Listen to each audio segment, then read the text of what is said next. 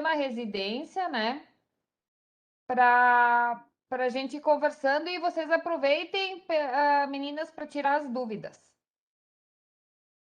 Ah, o Paulo Certo. chegou. Bom dia, Paulo. Bom dia para todo mundo, então. Peço desculpa por estar de máscara aqui, mas estou na sala com outras pessoas. Conseguem me ouvir bem? Vou deixar o microfone aqui pertinho. Então, eu sou a Tayane, agradeço o convite para estar nessa reunião com vocês. Eu sou funcionária do Conceição, então sou psicóloga de formação e estou há alguns anos aí na coordenação da residência multi aqui do Conceição. Então, a Vanessa pediu para participar da reunião, contar um pouquinho da nossa história e principalmente da nossa experiência com aquilo que a gente chama de residência descentralizada, que a gente teve algumas experiências aí nos últimos anos e acho que é um pouco esse o interesse de vocês, né? A residência do Conceição começou em 2004. Então já temos uma historinha aí para contar. Hoje nós somos 8 programas de residência. 6 deles são multiprofissional e 2 deles são em área profissional. Então, na multi, a gente tem a saúde da família e comunidade, saúde mental, atenção materno, infantil e obstetrícia, atenção ao paciente crítico, oncologia e hematologia e gestão em saúde. E em área profissional, a gente tem um programa de enfermagem obstétrica e um programa que é só para enfermeiros, né? E um programa para dentistas, que é o de cirurgia e traumatologia bucomaxilofacial. Nós temos aí em torno de 160, 170 residentes entre R1, R2 e R3. Diferente de algumas instituições, nós não temos uma instituição de ensino superior que atue junto na formação. Então, o Conceição ele é responsável não só pela parte prática, nos cenários de prática, mas também por todas as disciplinas teóricas que os residentes têm, né? A gente fez alguns anos atrás, uma experiência, então, de descentralização da formação que eu imagino que seja um pouco diferente da ESP, até acho que as residentes que estão aí podem nos ajudar, mas do que eu conheço, acho que é um pouco diferente, porque a descentralização da residência no Conceição, ela tinha um objetivo muito específico, que era de instrumentalizar municípios do interior para que eles pudessem então, ter um know-how, aprender um pouco a história da residência, para que depois eles pudessem formar eles próprios os seus programas de residência, né? Então, a gente tem uma experiência que a gente gosta bastante de compartilhar, que foi a de Marau, onde isso aconteceu de uma forma muito bacana, muito bonita. Então, o Conceição, ele fornece para o município todo o acúmulo que ele tem em relação à residência durante um período, para que esse município possa então ter esse tempo de se organizar, escrever o seu projeto, ir em busca de fomento, pagamento de bolsa e tal, para que depois ele possa ele mesmo assumir a gestão do programa de residência. A gente teve alguns municípios onde isso aconteceu e alguns municípios onde isso não aconteceu, né? Ou seja, quando a concessão se retira do município, o município não tem mais residência, né? Então, que não é o nosso objetivo, né? Aí da região a gente então teve recentemente o município de Nova Petrópolis, né? Onde a gente teve um campo descentralizado da residência de saúde da família, que a gente finalizou a última turma então no ano passado. Ele não teve continuidade, infelizmente, né? Não teve. Tentamos quase de tudo, mas infelizmente não foi possível. Que mais que eu posso compartilhar com vocês? Também estou aberta a perguntas, assim, Vanessa, não sei o que mais que é mais interessante para vocês, né? Quais são as dúvidas, enfim. Tayane, assim, ó, no final de 2019, então, que o Ministério publicou a mudança do novo financiamento para atenção primária e criou essa possibilidade de repassar recursos aos municípios para os municípios que tivessem residentes, né, atuando na sua atenção primária. Então, isso despertou nos municípios um maior interesse justamente por essa questão do auxílio financeiro. E aí, as possibilidades que o Ministério, a princípio, repassa recursos são para médicos, enfermeiros e odontos. E odontólogos, né, que são os três profissionais de nível superior que estariam compondo as equipes de atenção primária, né? E aí eu gostaria de saber se vocês teriam assim, possibilidade, talvez, de auxiliar os municípios a implantar a residência mais voltada nessas formações, a princípio, que teria o auxílio da Bolsa do Ministério, quer dizer, a Bolsa não, da ajuda do Ministério, né, financeiramente. Uhum. É, assim, essas a gente vai fazendo experiências e vai acumulando, né? Vai aprendendo coisas, assim. Então, com esses municípios, os últimos municípios que a gente acompanhou, então, foram Nova Petrópolis e Novo Hamburgo. Então, assim, a gente não deu mais continuidade à descentralizada por uma avaliação de gestão naquele momento em que a gente avaliou que algumas coisas da forma como a gente vinha fazendo a descentralização não estavam colaborando para que o nosso objetivo final fosse atingido, né? Porque tanto Nova Petrópolis quanto Novo Hamburgo foram dois municípios que não deram continuidade aos programas de residência. Então, do nosso ponto de vista, o nosso objetivo não foi atingido, né? Com esses dois Uhum. municípios. Então, foi um momento um pouco de uma parada para a gente poder reavaliar o que a gente fez e quais foram os processos que não facilitaram, então, que esse objetivo fosse atingido. Então, a gente está nesse momento, assim, né? Depois veio a pandemia, enfim, tudo na vida mudou. A gente está nesse momento de poder reavaliar.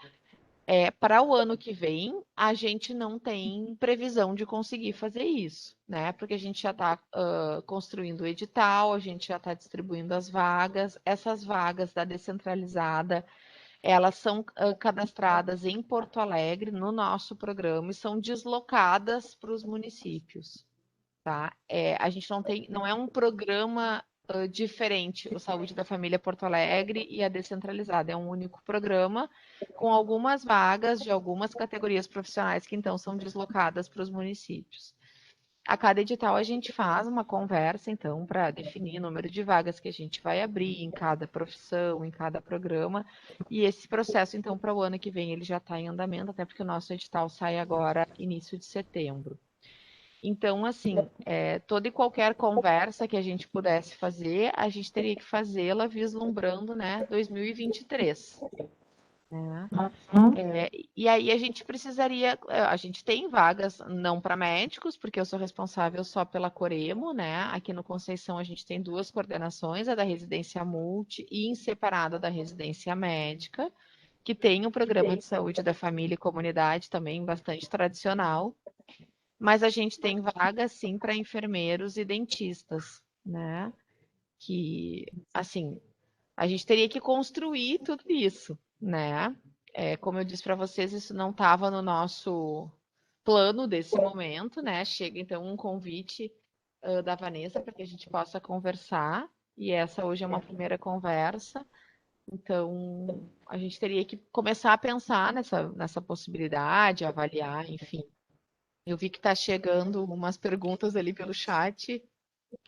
Odonto para buco maxilo apenas? Não, a gente tem odonto também na saúde da família e comunidade, tá?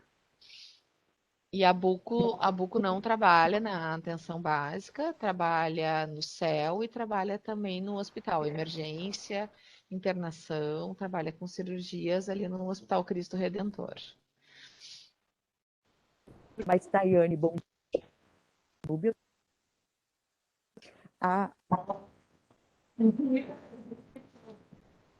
Eu tô te ouvindo meio cortada, não sei se sou só eu. Nubia, também está cortando para mim. Melhorou?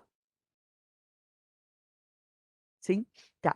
A minha dúvida é assim, atualmente vocês estão com o Marau trabalhando com residente ou não? Nenhuma cidade, nesse momento, está com residente? Marau foi um município que conseguiu construir o seu próprio programa de residência. Hoje eles têm um programa credenciado no MEC e eles tocam isso independente da gente. Seguimos parceiros, assim, né? Uhum. Mas eles têm total independência hoje. Neste momento, a gente não tem nenhuma vaga para descentralizada. Nos últimos 2 editais, a gente não abriu vaga para nenhum município fora.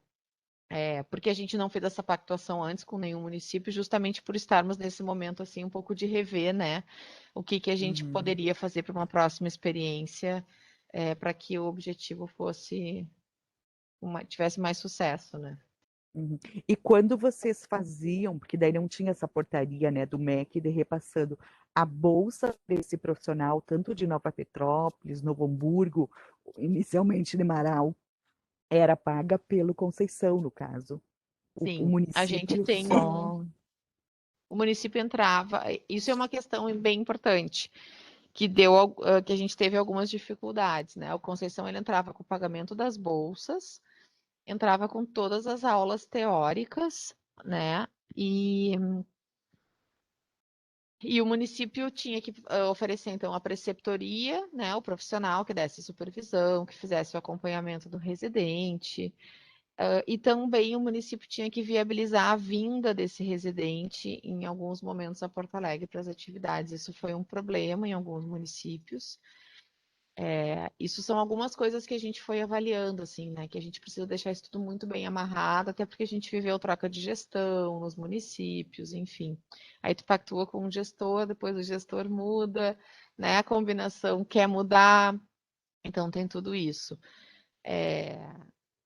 Mas a princípio o Conceição ele tem um financiamento diferente da maioria dos programas de residência. As bolsas não são financiadas nem pelo MEC nem pelo Ministério da Saúde, elas entram no orçamento próprio do Conceição, né? Então, indiretamente são do Ministério da Saúde, mas não entram naquelas cotas de bolsas financiadas. Então, o Conceição ele custeava as bolsas para os residentes desses municípios. Eu não sei se Daiane, esse valor de financiamento de hoje, né, dessa nova portaria, se ele pode ser utilizado para bolsas? Sim. pode, né, Vanessa? Oi, Tayane Nubia. Sim, o valor que o Ministério repassa é para o município e o município define como vai utilizar. Claro que, se for ver, é um valor pequeno, né? É 4.500 para o médico e 1.500 para o enfermeiro e o odontólogo, é isso, né? O João chegou aqui agora do meu lado, ele sabe melhor dos valores da portaria. Mas é isso, assim, o valor é pequeno, mas esse auxílio vem para o município, né? E aí o município Uhum. define como vai utilizar. É um valor pequeno, né? 1.500, a gente não vai conseguir residente. Tayane, e o preceptor desses municípios, ele recebia Novo Hamburgo, Nova Petrópolis e Marau? Porque essa é a dúvida que a gente tem também, conversando com a Giovana, que está ali pelo céu, né? Essa pessoa que vai dar preceptoria no local. Então, Núbia, na maior parte dos municípios do Brasil que tem programas de residência, a grande maioria dos preceptores não recebe pagamento para isso. Isso é um grande desafio dos programas de residência, né? A gente tem algumas experiências, assim, bem isoladas em alguns lugares do Brasil, mas são bem isoladas mesmo. A maioria de. Porque normalmente, quem são as figuras de um programa de residência? O preceptor, que é aquela pessoa que está lá no cenário de prática, que faz a supervisão em loco, né, que está no cotidiano de trabalho. O tutor, né, que vai fazer esse meio de campo entre o preceptor e o docente, né, que vai avaliar até essa relação, né, do residente com o preceptor, vai ajudar a mediar, e o docente, que via de regra está ligado a uma universidade, que é responsável pelas aulas, pela carga horária teórica. O Conceição tem um modelo um pouco diferente, então, que não tem uma instituição de ensino superior, e a gente tem um preceptor que faz tudo isso. Ele está lá no cenário, ele está na assistência, ele está no cenário de prática, ele está fazendo supervisão em campo, e ele também é quem prepara as atividades teóricas e dá todas as aulas, né? O preceptor do Conceição, né, que é funcionário do Conceição, ele recebe uma bolsa, que a gente chama de um adicional de preceptoria, que é um valor somado, então, ao salário dele durante o período em que ele é preceptor. Mas a gente não consegue fazer o pagamento para preceptores externos, aí teria que ser um ajuste do município. Talvez para o município valesse mais a pena usar esse valor aí de 1.500 para talvez oferecer uma bolsa para um preceptor, né? Do que realmente para o residente o residente tem uma bolsa nacional de 3.300, né? Esses 1.500 ficam bem aquém. Então, se a gente, né, fosse pensar uma ideia, né, de como organizar, talvez fosse mais interessante pensar em É algo porque assim. Gonçalves, eu acho que uns 4, 5, um pouco mais, até de anos, a gente entrou em contato com vocês do Conceição, tinha uma médica que era responsável, era bem amiga da nossa médica aqui, e a gente chegou a avançar um pouquinho, mas quando chegou nessa parte do preceptor não receber, fechou tudo, né? Eu não consegui nenhum preceptor médico na época que aceitasse. Eu acho que com os médicos a conversa seja mais difícil ainda, né? Eu acho que com enfermeiros e odontólogos é aquela coisa da nossa cultura, né? A gente já tem mais instituído essa cultura de não necessariamente atrelar as questões de ensino ao pagamento, mas na medicina isso é mais estabelecido, digamos assim. Eu não sei, aqui no Conceição, quando a gente fez a descentralizada, não incluía a médica, né? A gente fez uma descentralizada só dos programas de multi. Então, só a saúde da família, multi. Então, não sei como seria essa conversa, assim.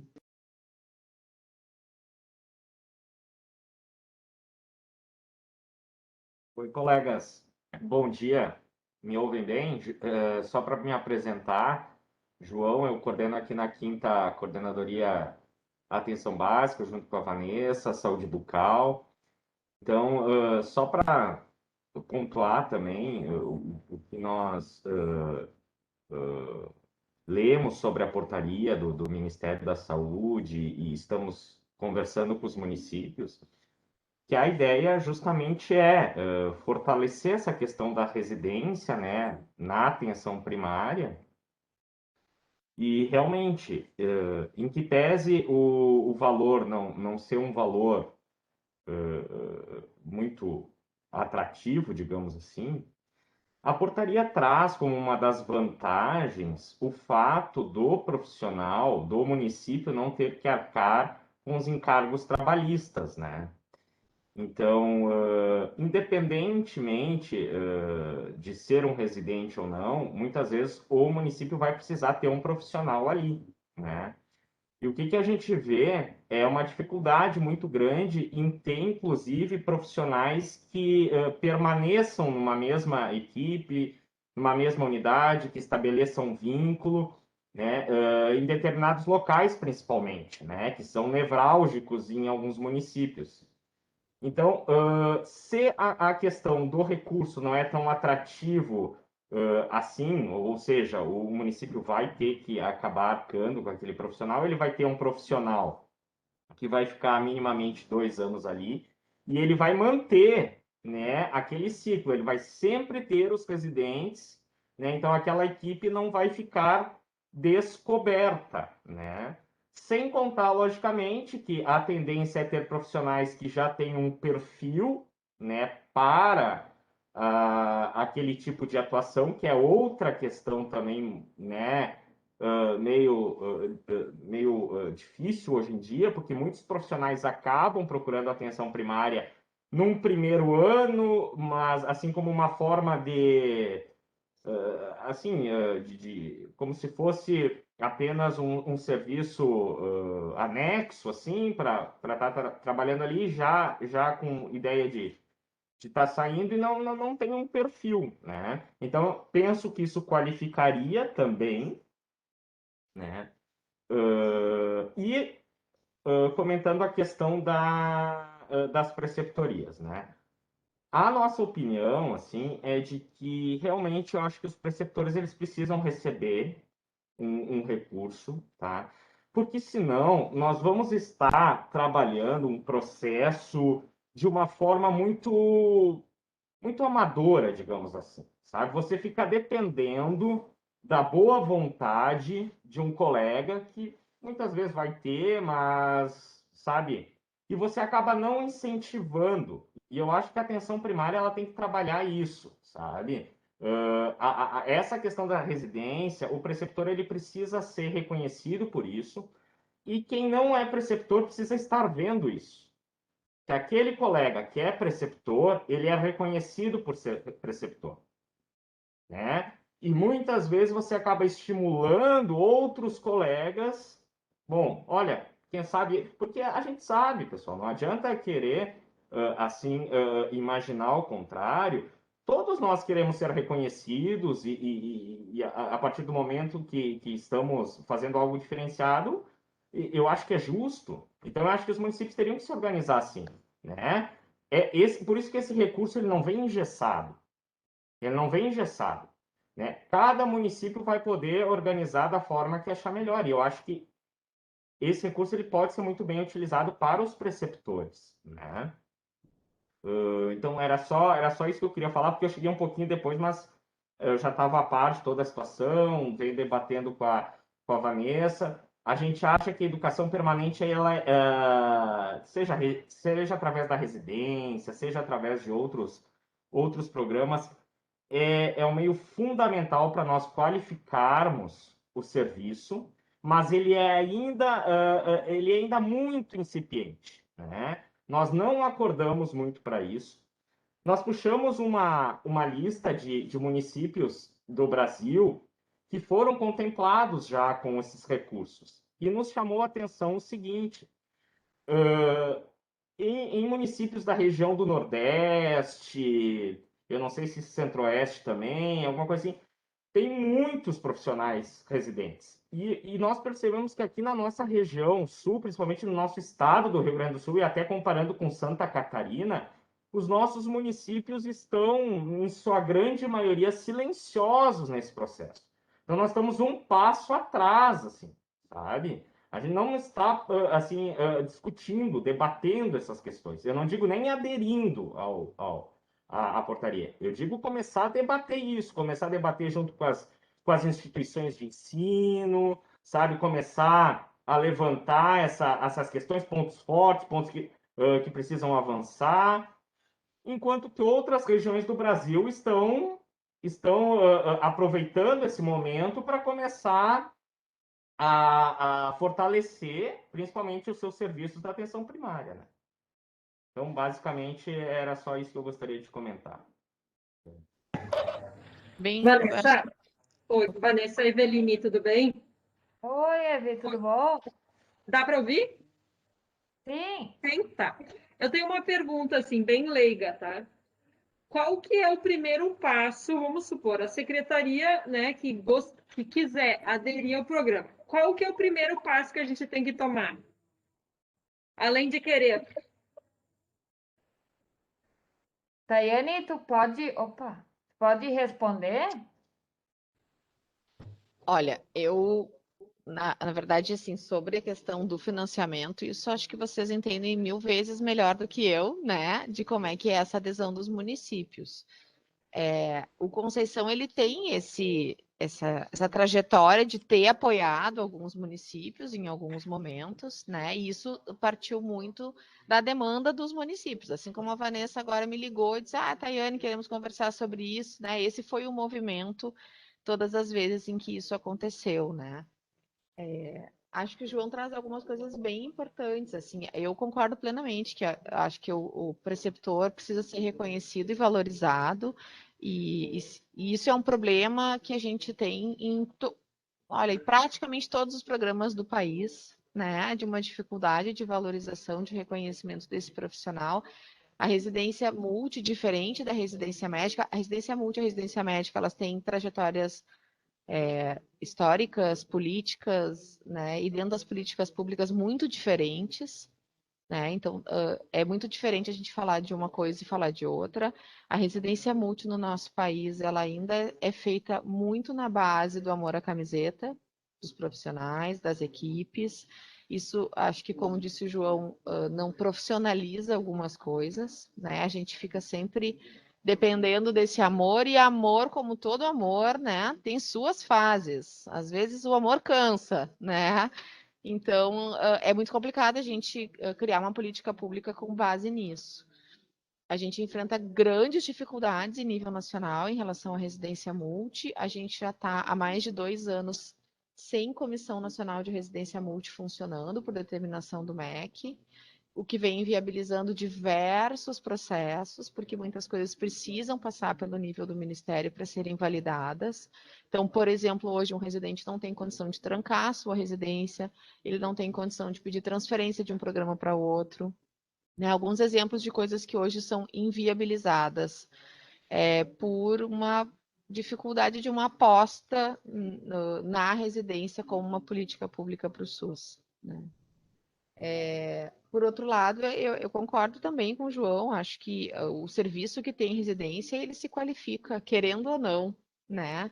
Quando a gente tem ensino nos nossos serviços, a gente se obriga a estudar junto, a gente se obriga a aprender, a se qualificar, a estar constantemente se repensando. O residente, ele desacomoda uma série de coisas nos serviços, né? Ele traz questões, ele traz perguntas. Isso é de um impacto incontestável, assim.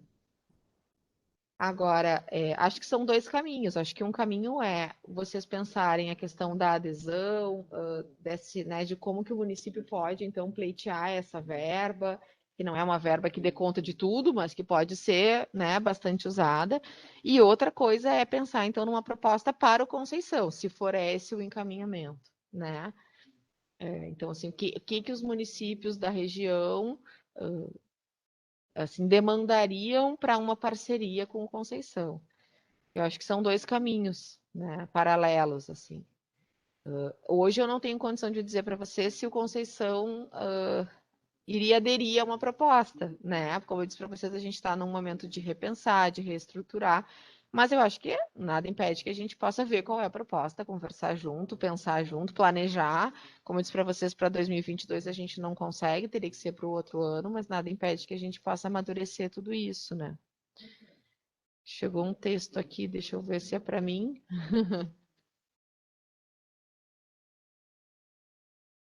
Ah, sim, da remuneração.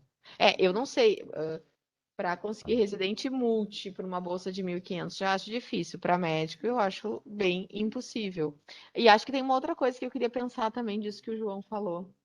Que eu acho que é interessante a gente pensar, porque a gente aqui já percebe uma mudança.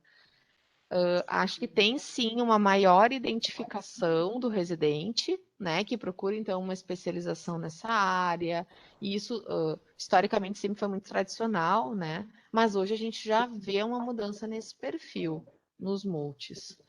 A gente vive uma realidade onde o profissional da saúde muitas vezes não tem conseguido se colocar no mercado de trabalho. E a residência ela acaba sendo não só um lugar que eu me identifico, quero me qualificar, mas acaba sendo um emprego, né?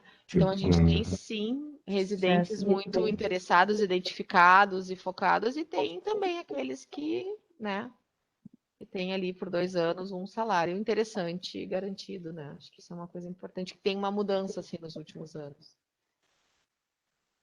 Eu acho que só para tentar também que eu- responder, né, da parte do financiamento, o questionamento, para não ficar dúvidas, né, para nós podermos falar sobre a portaria do Ministério. Então, o passo, acho que é isso que foi falado. O primeiro passo é alinhar com uma instituição, seja com o GHC, seja com qualquer outra instituição. Esse seria o primeiro passo. Porque a gente vê esse programa assim como um planejamento a médio e longo prazo. Né? Não é para agora, porque isso vai envolver um alinhamento com alguma instituição que tenha residência. Então, a primeira coisa é alinhar com uma instituição que tenha residência e que tenha interesse, que o município tenha interesse, e fechou o acordo. Bom, feito este acordo, vocês vão começar a receber esses residentes.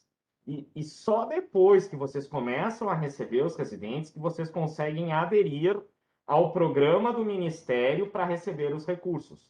Porque como funciona? Como que eu faço essa adesão junto ao Ministério? nós precisamos entrar no sistema, no e-gestor, que é o sistema da atenção básica, porque este programa do Ministério é voltado para a atenção básica. E lá eu já preciso colocar, o próprio sistema procura os meus profissionais residentes que estão cadastrados já nas equipes, né? E aí eu coloco aqueles profissionais residentes que já estão nas equipes e solicito um credenciamento para que o município comece a receber esses recursos, né? Então, o primeiro passo é já ter organizado com a instituição, esses profissionais já terem sido selecionados e já estarem dentro do município. Que era até uma questão que eu comentei com a Vanessa. Eu falei, Vanessa, às vezes demora um pouo para o Ministério. Eu solicito lá no sistema e às vezes o Ministério vai levar 2, 3 meses para lançar a portaria de credenciamento e começar a pagar. Então, às vezes, os primeiros 2 ou 3 meses, ali, aquele período, o município vai ter que arcar e não vai receber o recurso ainda, né? Aí depois começa a vir o recurso mensalmente. E quando eu troco os residentes, digamos assim, olha, trocou residente, tá? Passou do primeiro, ou saiu um residente, vai entrar outro. Aí o município tem até 3 meses para colocar um novo residente, né? Mas ele segue recebendo. Então, basicamente, é esse o passo a passo.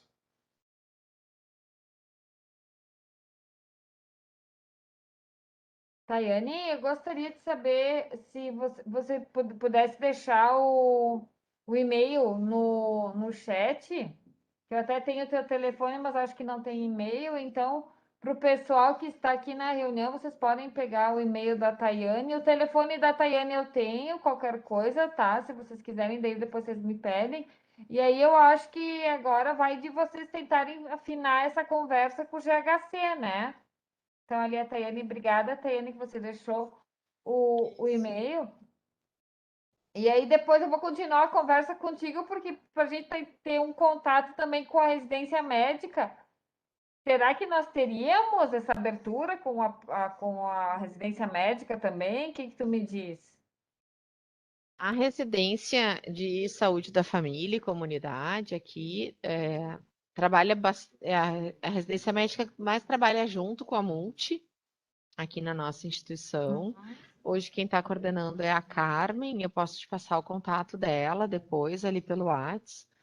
Eu acredito que sim, eu acho que eles são bem abertos para. Eu acho que eles não têm essa experiência, mas eu acho que eles são bastante abertos para poder pensar isso, né?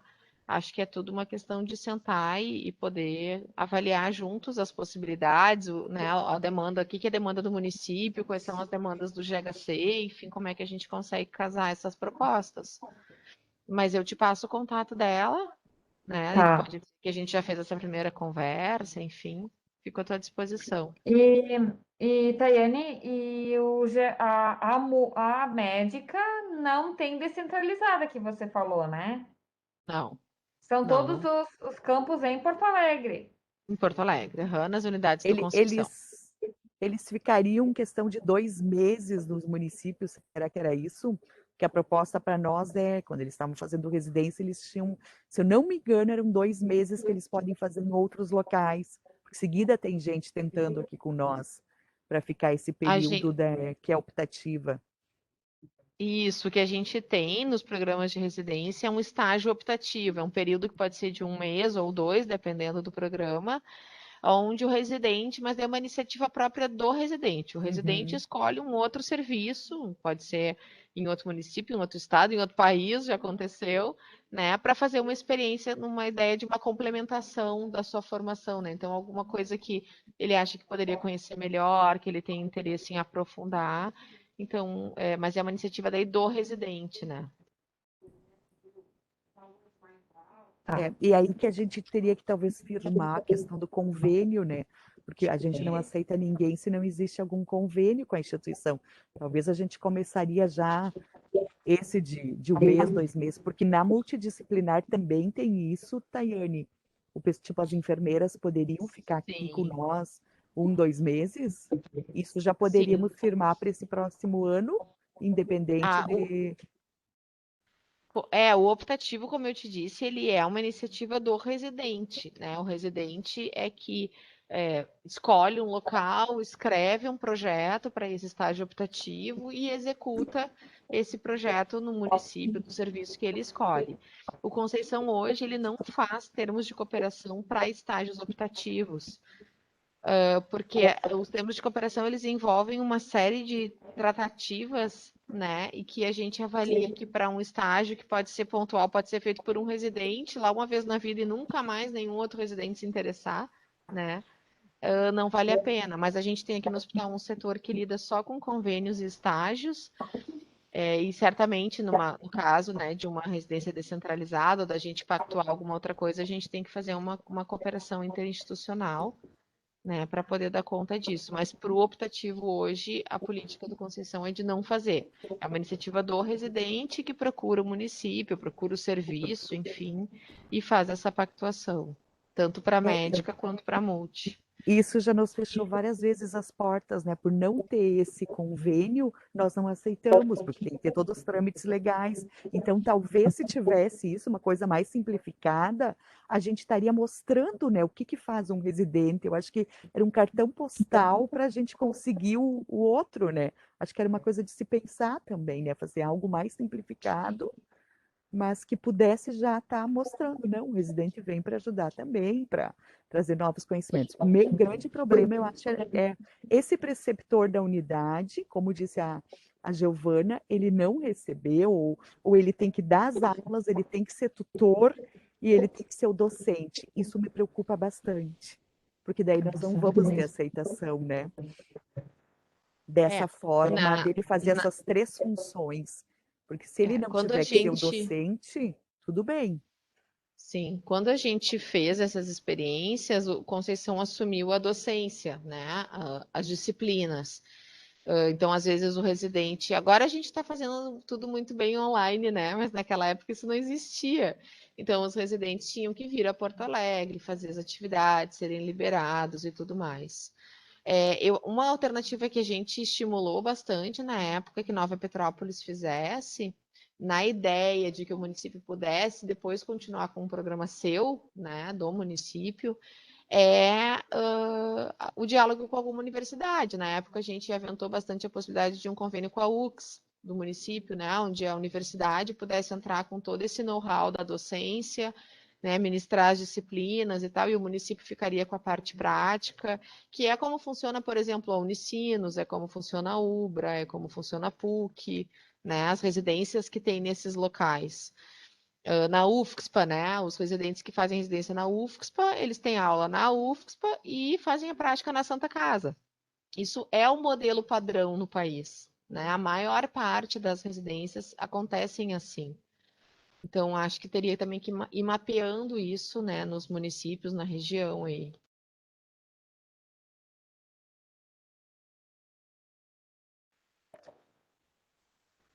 Certo, pessoal. Alguém tem mais algum questionamento? Queira fazer mais alguma colocação?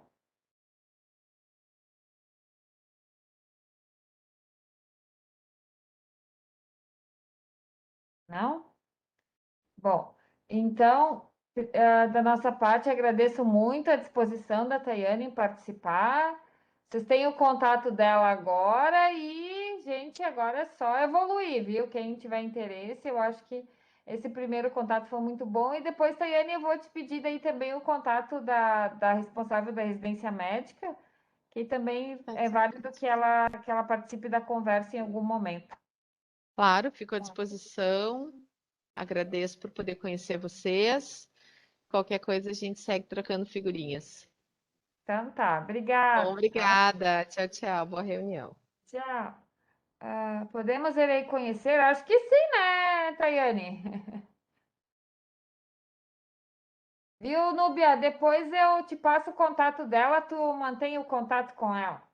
Bom, agora nós teremos uma convidada da UX, professora Margarete. Eu vou pedir para ela se apresentar mais, a vivência dela, né, como docente. E ela está aqui hoje para apresentar um seminário que a UX está organizando para o segundo semestre. E aí ela quer ouvir experiências, porque esse seminário é para toda a região. Então, quando eu conversei com ela me disse, o que você acha do seminário e tal? Olha, eu acho muito bom, mas eu disse, vamos ver no grupo primeiro o que o pessoal acha, né? Para saber, em função do momento que nós estamos, em função de pandemia, se é uma agenda viável, ver a opinião de vocês, tá bom? Então, Margarete, você está com a palavra. Bom dia a todos vocês. Inicialmente, eu quero agradecer essa oportunidade, né, que foi ofertada pela Vanessa, de estar aqui com vocês. Meu nome é Margarete Capra, como a Vanessa estava dizendo. Atualmente, sou professora, né, na UX, na área de serviço social, mas aqui, propriamente, eu estou representando um grupo, né, de professores que estão se dedicando a estudos e a iniciativas em relação à pessoa idosa, né? A universidade entende que tem um papel importantíssimo em relação, à valorização, né, de todas as ações, relativas a esse segmento, né? Dizer para vocês que é uma satisfação enorme estar aqui, até porque a minha principal carreira, a de maior tempo, foi na saúde pública. Então, eu atuei 7 anos no começo né, da minha carreira na 5ª Coordenadoria Regional de Saúde, naquele tempo era a Delegacia Regional da Saúde. Depois eu migrei para o município de Caxias e lá eu me aposentei. Então, assim, foi uma longa trajetória de trabalho, cujo tempo maior foi no planejamento das políticas públicas de saúde do município de Caxias. E a minha área principal de estudo foi justamente a educação permanente em saúde, inclusive é o tema da minha tese de doutorado. Então, eu estava aqui quietinha escutando você, se debruçando sobre o tema da educação permanente, da residência, e fiquei assim encantada. Que bom que isso ainda está muito aceso, né, nas conversações entre os municípios. Mas eu vou procurar ser breve para não roubar o tempo de vocês, porque eu sei que vocês têm outros assuntos nessa agenda, e dizer que, como a Vanessa anunciou, nós estamos criando na universidade um instituto chamado Instituto da Longevidade. E nesse instituto, então, nós estamos pensando em várias estratégias, no sentido de fomentar as várias discussões que envolvem essa temática, né? E uma delas, que a gente propôs foi organizar um seminário regional, que não haveria custo para os municípios, né? Discutindo políticas de proteção social à pessoa idosa, né? Então, envolveria a política de saúde, da assistência social e da previdência.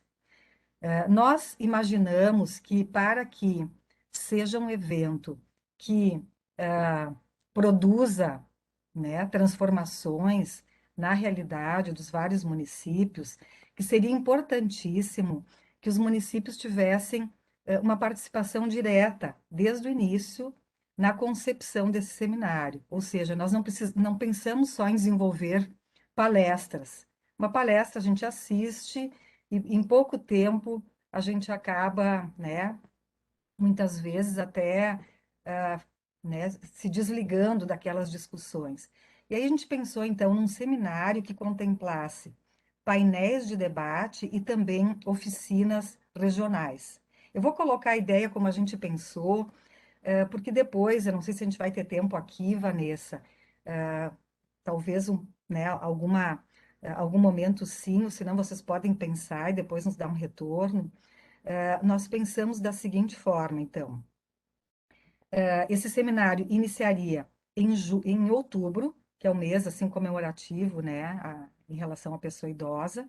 No dia 6 de outubro, nós já pensamos em datas, haveria painéis de abertura. Nós estamos pensando em 3 grandes nomes assim de representatividade nacional para contextualizar essas 3 grandes políticas de proteção social: saúde, assistência social e previdência. O que está acontecendo e os desafios em relação à pessoa idosa. Num segundo momento, nós pensamos em desenvolver oficinas que seriam encontros regionais. E a gente está pensando em utilizar a regionalização da saúde. Pelo que a gente verificou na internet, se eu não estou enganada, haveriam 4 regiões vinculadas à quinta coordenadoria, não é isso? E em torno de quase 50 municípios que integram essas 4 regiões. Então, a gente pensou em fazer 2 oficinas com cada uma dessas 4 regiões. Uma oficina seria no dia 13 de outubro e outra no dia 20 de outubro. Na primeira oficina, nós pensamos em trabalhar com indicadores, né? Ou seja, construir com os municípios, ou reconhecer com os municípios, alguns indicadores básicos que possam mapear a realidade da pessoa idosa no município e na região, nas regiões. Também identificar as ações que são desenvolvidas, as potencialidades e os desafios. Potencialidades, dificuldades e desafios. Numa primeira oficina, né? Indicadores, a gente olharia a realidade dos municípios, ações que são desenvolvidas, potencialidades, dificuldades e desafios. Numa segunda oficina, nós pensamos em fazer o compartilhamento por região desses mapeamentos, ou seja, seria um momento de troca entre os municípios de cada região. Então, cada município compartilharia o seu quadro. Que indicadores tem, que ações, que potencialidades, dificuldades e desafios. E aí, a gente elegeria 2 representantes de cada região, né, para ajudar a construir uma sistematização por região. Então, cada grande região teria, né, um mapeamento assim da sua realidade. Tá? E no dia 27/10, então, um painel de encerramento, onde as 4 regiões apresentariam esse quadro geral, né, das 4 regiões, e nós teríamos ali também um grande, né, um representante assim das discussões nacionais sobre as políticas relativas ao idoso. Então, a gente tem até ideias de nomes, né? Nós temos um professor da URGS que a gente imaginou que faria muito bem esse papel no final. Ele escutaria a realidade das regiões e faria né, um certo fechamento, construiria alguns pontos importantes para o debate geral, então, já para toda a quinta região sanitária. Né? Essa seria a ideia, pessoal. Nós pensamos em datas já, porque, como no caso de uma universidade, a gente tem que fazer essa programação com antecedência, seria uma atividade de extensão, envolveria certificação, né? Todos que participassem receberiam os certificados, então a gente tem que programar isso, né, com a maior brevidade possível. A gente sabe que o momento é de pandemia, era para a gente ter pensado, nós queríamos ter feito isso nesse primeiro semestre, a gente já protelou. A gente está apostando que a situação esteja um pouco melhor em outubro, mas também sabemos que ninguém tem certeza.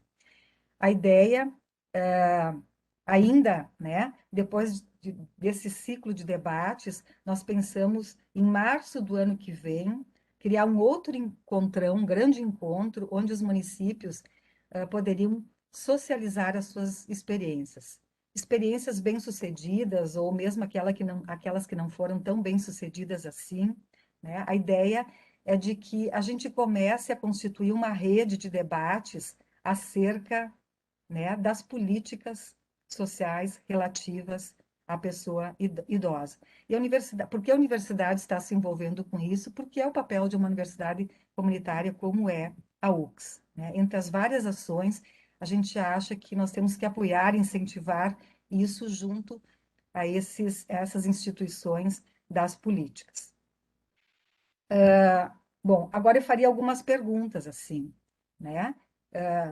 Antes disso, eu queria dizer também que, obviamente, esses seminários, esses encontros foram pensados de forma remota, não seriam presenciais, tá? Nós teríamos pessoas apoiando pela universidade essas discussões, tá? Isso facilitaria um pouco mesmo em tempos de pandemia, mas queríamos perguntar então, como é que vocês percebem isso? É válido, não é válido, é importante, sim ou não? Se vocês que são da área de educação permanente, né, das regiões, se vocês seriam nossos parceiros nesse sentido. Outra pergunta que eu faria, se vocês têm alguma dica para nos, né, fornecer a respeito de como a gente poderia envolver a área de assistência social, se pela via da saúde dos municípios a gente poderia também, né, ter a indicação de pessoas de referência da área de assistência social, né, que também a gente pudesse conversar com essa grande área para ver das possibilidades de participação, de envolvimento, porque a ideia é de a gente fazer um mix mesmo, né? Fazer uma grande rede em que a saúde e a assistência social conversem conjuntamente sobre as suas realidades, porque a gente acha que a proteção social ela acontece por esta intersetorialidade, pelo trabalho em equipe, interdisciplinariedade e também pela intersetorialidade. Não adianta a gente ficar trabalhando isoladamente, né, em cada política. O idoso, né, a realidade do idoso requer ações intersetoriais. Enfim, essas são as questões. Agora eu deixo para vocês falarem um pouco. Eu não sei quanto tempo a gente dispõe aqui, Vanessa. Vamos ao debate, então. Bom, Margarete, da nossa parte aqui, eu, enquanto responsável pela saúde do idoso da região, eu, óbvio que vou sempre ser a favor e apoiar essas ações, mas gostaria de deixar os municípios, vocês falarem, então. Eu particularmente achei a proposta ótima. Obrigada.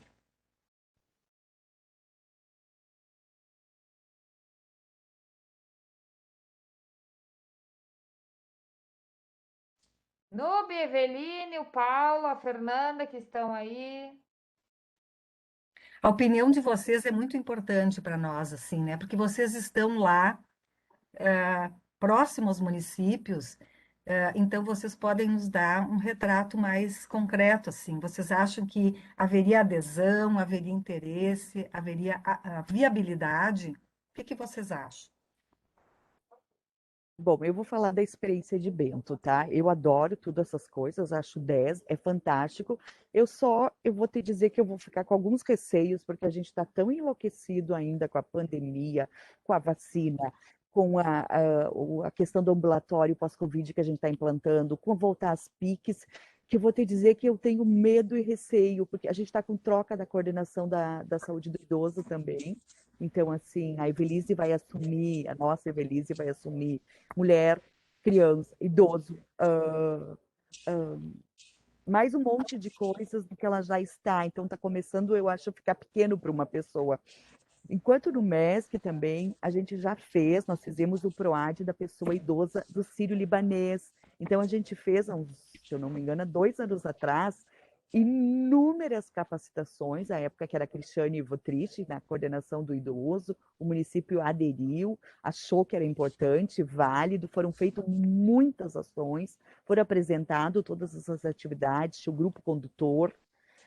Então, assim, foi feito muita coisa recentemente pelo idoso aqui, mas acho que o tema é importante, é pertinente.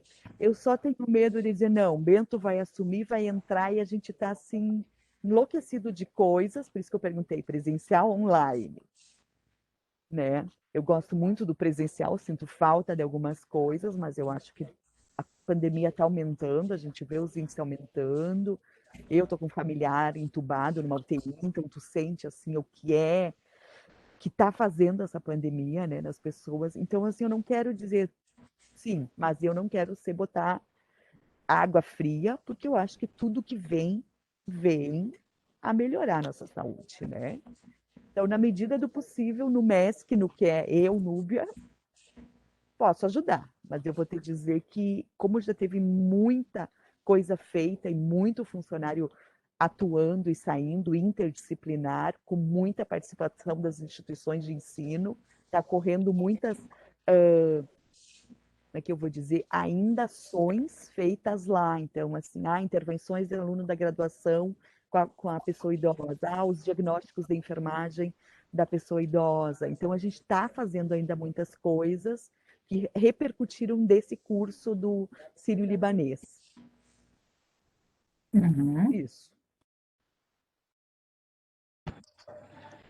Eu acho que nós aqui, como município de Caxias, a gente não tem consciência da importância desse tema, né? Acho que é muito importante a gente discutir essa temática vinculada ao idoso, por tudo que envolve, né?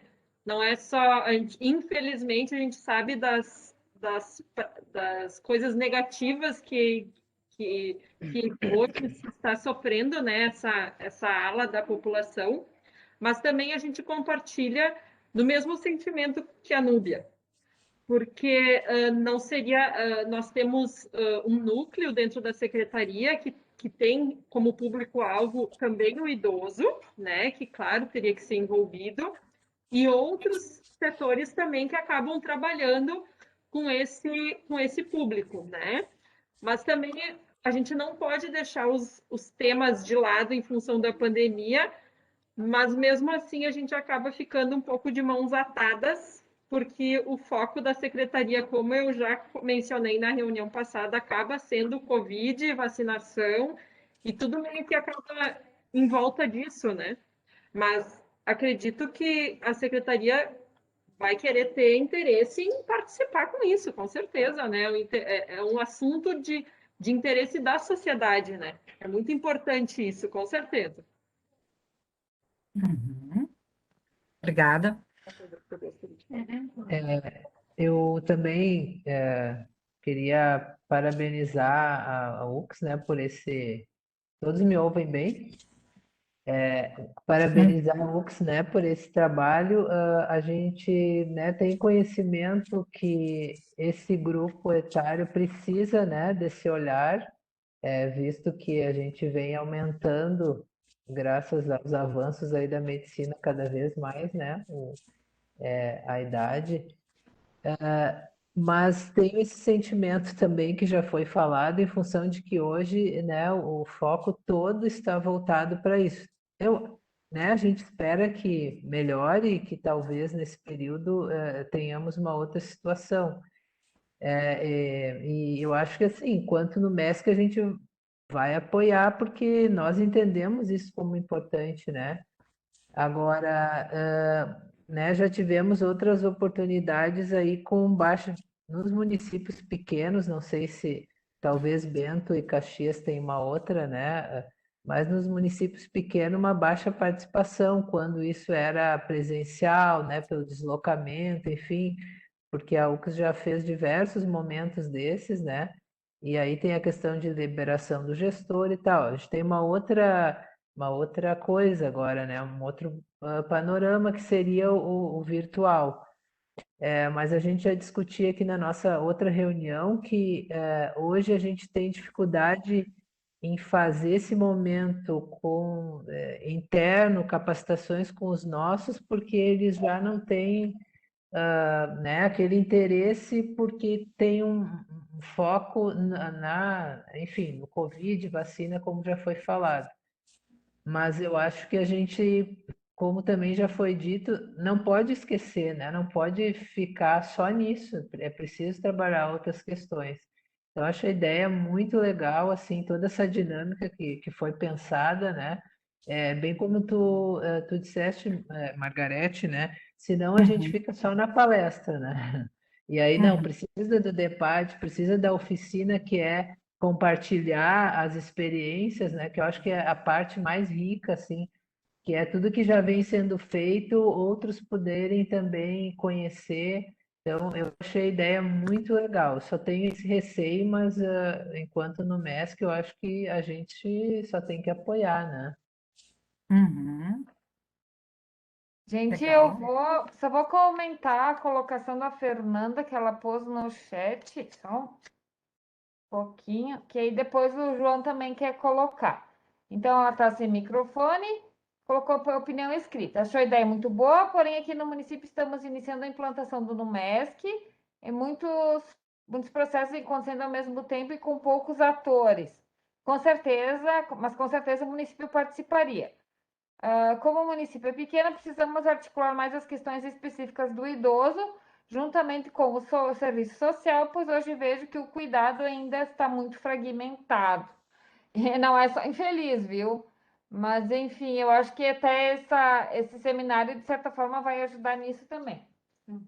Não, a minha fala, ouvindo Ok. os representantes dos municípios, eu acho que eles são soberanos mesmo para colocar exatamente o que acontece na realidade, no momento atual, dentro dos municípios, né?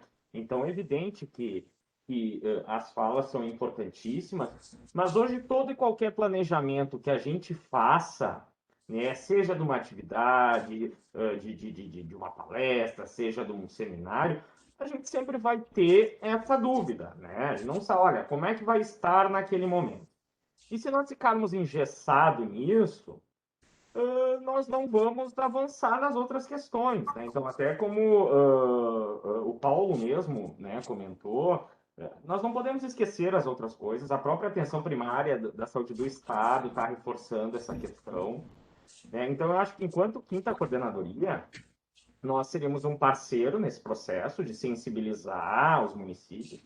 Olha, se nós não tivermos a adesão ou a possibilidade de adesão e participação de todos os municípios, bom, nós vivemos um momento extraordinário, né? Nós não estamos num... Bom, vai ser feito o que é possível, né? Mas eu parabenizo esse movimento da universidade.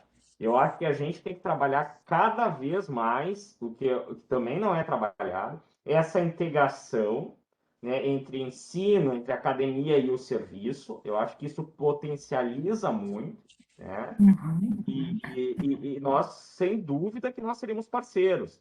Inclusive na questão, né? O Paulo também comentou da liberação, às vezes, dos profissionais, que é uma dificuldade mesmo, mas a coordenadoria mesmo pode sensibilizar os gestores nesse sentido, né? Em reuniões de CIR, né? Acho que é uma demanda que já está chegando nos municípios, tá?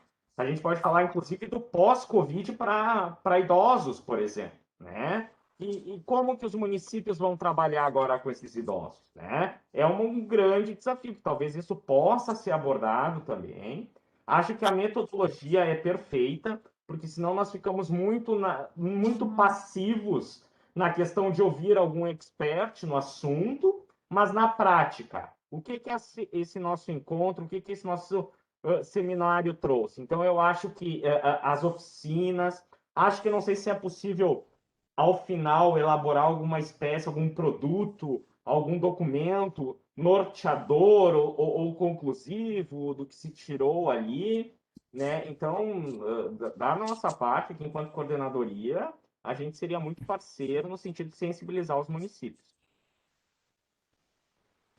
Uhum. Que É, bom escutá-los. eu acho, Margarete, perdão, desculpa, que Núbia, só fala. com essa fala do João, assim, ó, de fazer esse papel com a CIR, com os gestores, o município tem grande chance de participar e de dar certo, porque a gente precisa deles para liberar, né? Nós temos, assim, a grande função, estamos com um monte de eventos, um monte de atividade, muita participação das instituições de ensino, proporcionando capacitações e discussões e pré-conferência, conferência de saúde, que a gente vê, se não é as instituições de ensino estiverem junto, a gente não tem força, né? Eu estou com a Josiane ali também. Eles nos ajudam muito nisso. Então, eu acho que a UX está de parabéns, vocês estão de parabéns, Margarete. E tendo os gestores mobilizados, liberando o pessoal, estimulando a participação, é um ganho que a gente tem. Eu acho que tende a dar certo, sim, tá? Uhum. Pessoal, mais alguma colocação?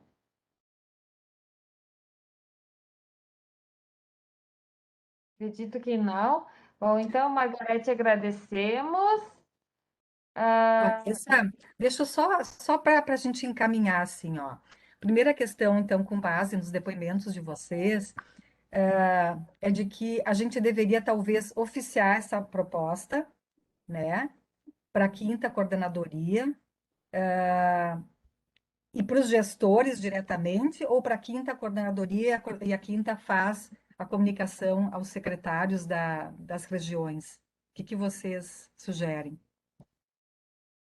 Eu, particularmente, acho que pode ser das duas formas até. Duas formas. Sim, porque a gente pode levar, por exemplo, nas reuniões de CIR, né? E vocês podem fazer também o contato, porque eu acho que reforça, sabe? Uhum. Porque até os contatos que eu te passei foram os contatos dos secretários. Mas a gente tem o contato dos profissionais, que às vezes a informação acaba chegando muito mais fácil no profissional mesmo, que é realmente Certo, que participa, né? Do sim. que às vezes ficar presa só com o gestor, né? Bom, e aqui o Sim. grupo já tá sabendo, né, dessa agenda, então também vou mandar para eles, óbvio, né? Então, Uhum. e também posso colocar o seu contato lá, porque a gente tem um grupo, né, no WhatsApp. Então, assim, eu acredito que das duas formas, na verdade, a informação e a divulgação, quanto maior, melhor, né? Isso é uma Margarete, e vocês pensarem em fazer, porque eu já olhei meus horários, meu mapão ali, já vou reservar, deixar reservado para a gente não marcar outras ações nessas datas, né? Porque a gente tem já o calendário programado até o final do ano, assim, né? Só vamos, Certo. às vezes, adequando. Vocês pensaram manhã ou tarde? Porque de manhã eu te digo que é mais difícil nós em Bento fazer qualquer capacitação. Que Tá, então, 90% estão nas vacinas, mas isso é nós, não foi é? muito bom. Núbia, foi muito bom tu ter perguntado sobre isso, porque era uma das questões que eu estava esquecendo. Eu queria sondar com vocês qual o melhor horário, né? Então, seria à tarde, início de tarde ou mais no final da tarde? Como é que, pela lógica, assim, pela dinâmica de funcionamento das instituições? Eu vou te dar só o exemplo do que nós estamos funcionando muito bem, tá? Tipo, eu tenho grupo de estudo de cuidados paliativos, funciona uma vez por mês, às 4 da tarde. Então, ali as pessoas já atenderam, já fizeram, e ele tem Ótimo. funcionado muito bem. Então, assim, noite eu estou com muitos eventos, mas o pessoal das unidades de saúde tem participado muito pouco. Então, assim, o que a gente está conseguindo é 4 da tarde às 5h30, 3h30, 5. Está sendo a nossa melhor experiência aqui em Bento. Não sei as colegas. Uhum. Certo. Tá bem, então. Eu acho que ficam essas sinalizações de vocês e eu vou estreitando as conversas com a Vanessa para não roubar mais o horário, né, de vocês, que é muito curto. Daí nós falamos melhor outros detalhes, tá bom, Vanessa? Agradeço vocês, o João Sim, também que se manifestou, a todas as falas de vocês.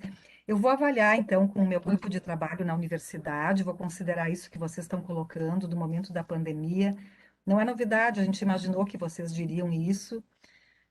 Talvez vamos aguardar a passagem do mês de junho e julho, ver o que acontece. A gente está torcendo muito para que a situação melhore, não piore, né? E ainda então a gente vai ter um tempo para dar assim, né? Bater o martelo, dizer vai acontecer ou não vai. Mas eu acho que, quem sabe, a gente possa realizar, né, pelas sinalizações de vocês. Muito obrigada e a gente continua dialogando sobre isso então, tá bem? Eu me despeço por aqui e agradeço novamente, tá, Vanessa? imagina, a gente que agradece, Margarete. Mantemos Tchau, tchau. contato. Tá Tchau. bem. Tchau, tchau. Gente, continuando a nossa reunião, então, agora eu vou convidar as meninas, a Dara e a Ana Paula, porque estou muito orgulhosa delas. Fizeram uma ficha de avaliação pós-Covid, que foi a proposta quando a Dara iniciou o período da residência dela aqui na Quinta. A gente fez essa proposta para ela. Então, junto com a Ana Paula, que é física, elas elaboraram, ficou muito bonita e agora elas vão apresentar para vocês. Por quê? Porque a ideia é que essa ficha de avaliação ela seja disponibilizada para os municípios e a gente quer que seja um produto viável, né, aplicável ali no dia a dia das unidades básicas, né, dos serviços, enfim, que vão atender o pós-Covid, né, os pacientes pós-Covid. Não adianta nada ser uma ficha muito completa, né? Até a gente conversou sempre isso, a nossa preocupação foi essa tem muitos instrumentos, né? Mas o quanto eles são aplicáveis no dia a dia, né? Então, a ideia é que a gente faça um produto mais viável possível, tá? Eles Então, podem sugerir melhorias? Ou... sim, claro. A primeira coisa que o João até que me lembrou, elas vão apresentar, mas como assim que tem vários profissionais de várias formações, até depois eu vou mandar para a Mariana também, que é a médica lá de Vila Flores, para que vocês possam contribuir, né? Já que vários olhares vai ampliar, vai qualificar o instrumento, tá? Então, da Ariana, é com vocês. Então, bom dia, né? Eu sou a Dara, já estava com vocês na reunião passada do GT do Nuresc. Como a Vanessa falou, essa ficha ela deu início ali no departamento, no DAPS, e eu acredito que ela casa um pouquinho com aquele formulário que os municípios receberam, né? Que a gente elaborou em relação à demanda que os municípios estavam vindo recebendo, né, de pós-Covid. Eu vou compartilhar a minha página para vocês verem. Não sei como é que faz para compartilhar aqui. Compartilhar ali, Dara. Isso, já está começando. Tá compartilhando? Tá, compartilhou. Apareceu aqui o drive? Aham, tudo certo. Só dá um Tá. zoom, aumenta o zoom. Aumenta o zoom ali do teu doc. Melhorou. Aham. Tira aquele ocultar ali da frente, que daí ele... Ah, tá. Vocês conseguem enxergar bem? Opa. Aí tá bom. A gente então fez uma ficha, né? Essa ferramenta de avaliação para usuários pós-Covid agudo, né? Então, aqueles usuários que já passaram pelo período de infecção e eles chegam na unidade, enfim, relatando algum sintoma remanescente, né, da Covid, ou alguma sequela, enfim, e como o profissional da atenção básica avaliaria isso para estar dando ali os possíveis encaminhamentos, tá? Ela é uma ficha com algumas escalas e ela foi produzida para caber em uma página, né, frente e verso. Aqui no início dela a gente tem o cabeçalho, né, algumas avaliações em relação à avaliação respiratória, como saturação, frequência respiratória, padrão muscular, se faz uso de musculatura acessória, enfim, as auscultas. Na sequência, a gente tem uma avaliação cardiorrespiratória, então, que a gente pensou em relação à avaliação da fadiga, né, que nos estudos recentes sobre Covid, eles trazem algumas questões que são importantes a avaliar no pós-Covid, e uma delas é a fadiga. Então, aqui, bem didático ficou, né, em relação à fadiga, né, quando o paciente se sente cansado, daí dá para ficar marcar, né, e se esse cansaço impede ele a fazer as atividades, né, diárias da vida dele. Na sequência, a gente tem uma escala em relação à dispneia, né, que também é só assinalar, né, e o quanto o paciente, então, se sente com dificuldade para respirar e daí vai assinalando. Também é bem prática, é só questionar, não precisa nem questionar todas as questões, né, às vezes ele já vai relatando, né, durante a entrevista, quando o paciente chega para conversar, né, nas consultas. Falando já nisso, nas consultas, o ideal é que essa ficha ela seja avaliada não, né, numa atividade assim mais de acolhimento, mas sim com uma demanda já agendada e programada, né, porque ela para estar realizando essa ficha, né, precisa de um tempo maior de consulta, né, então se esse paciente chega na unidade por demanda de acolhimento, demanda espontânea, que ele seja agendado depois para estar, né, avaliando e dando os possíveis encaminhamentos. Na sequência, então, a gente tem a avaliação funcional, então, em relação ao tipo, né, muscular, em relação à força muscular, também uma escala, né, para avaliação da força muscular, que também, às vezes, nem precisa, né, tá pedindo para o paciente solicitando esse movimento, às vezes a gente já percebe, quando ele vem, né, na consulta, a gente percebe com base na movimentação que ele faz.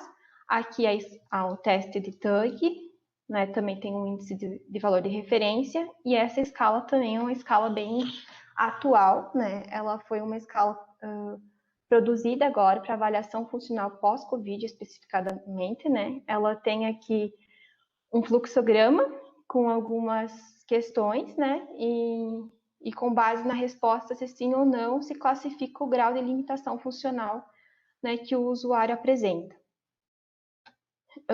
Para dar apoio, né, a esse fluxograma, os pesquisadores, então, fizeram uma escalinha aqui também, né, que ajuda a classificar esse grau, porque às vezes só com essas perguntas, às vezes não consegue, né, saber se o grau, né, qual que é o melhor, né, para tentar caracterizar melhor esse grau, né, se ele é leve, moderado ou grave nas atividades de vida diária. Essa escala também, ela apresenta alguns sintomas como dor, depressão e ansiedade, né, então ela é uma escala mais global.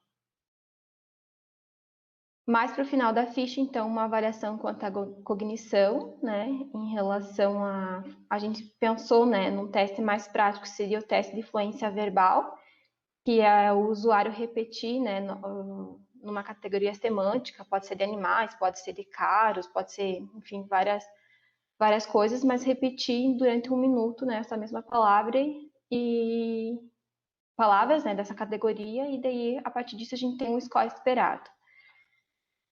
Pensando numa avaliação mais prática, porque a gente sabe que tem outros exames, né, de cognição, como o mini exame, só que eles demandam, né, de um tempo maior para execução, né? Também uma avaliação em relação à nutrição e alimentação, né, se houve perda de peso, se não, se o paciente está inapetente, se ele apresenta algum grau de disfagia, enfim, para estar se dando encaminhamentos. Aqui uma avaliação bem simples em relação à neurologia, né, se apresenta cefaleia, ageusia, anosmia, mialgia, enfim, né, que pode estar relacionada, né, a alguma alteração neurológica. O desfecho final, então, se o paciente vai seguir acompanhando somente com os profissionais da unidade ou se vai se dar algum encaminhamento, né, para algum outro profissional.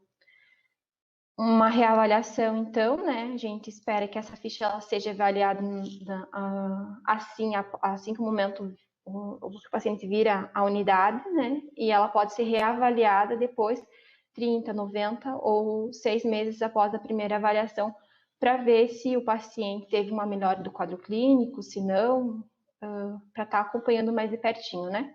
O profissional e a data da avaliação, né? Essa foi a ficha que a gente montou. Na sequência dela, a gente tem aqui uma explicação sobre as escalas, né? Como utilizar, o que é a escala, enfim. Que isso para dar mais apoio, né, para o profissional que vai estar implementando as escalas, né? E a gente também colocou aqui como possibilidade outras ferramentas de avaliação que a gente também acha importante, mas em detrimento do tempo da consulta, às vezes não dá para estar aplicando todas, né?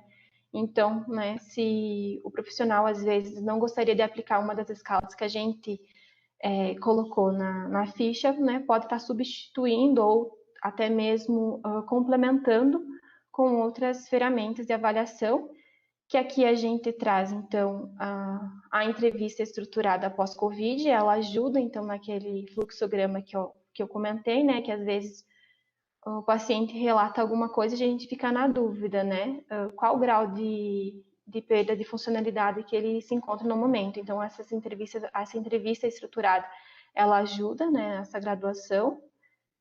Também as escalas de atividades de vida diária, né, que eu acho que boa parte dos profissionais conhece ou já ouviu falar, né, que é a escala de Lautal. A escala de Bartel, que é a escala de atividades de vida diária também.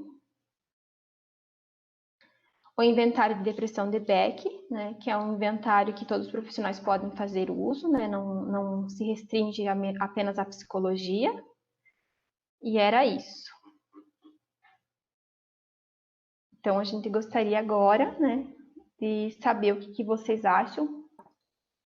Se deu para apresentar bem a escala, né? Não sei como que eu faço agora para parar a apresentação. Interromper compartilhamento ali, Dara. Okay. Aí. Gente, eu quando vi o trabalho delas, assim, fiquei, como eu disse, fiquei muito orgulhosa. acho que ela ficou a gente tentou fazer o mais completa possível, né?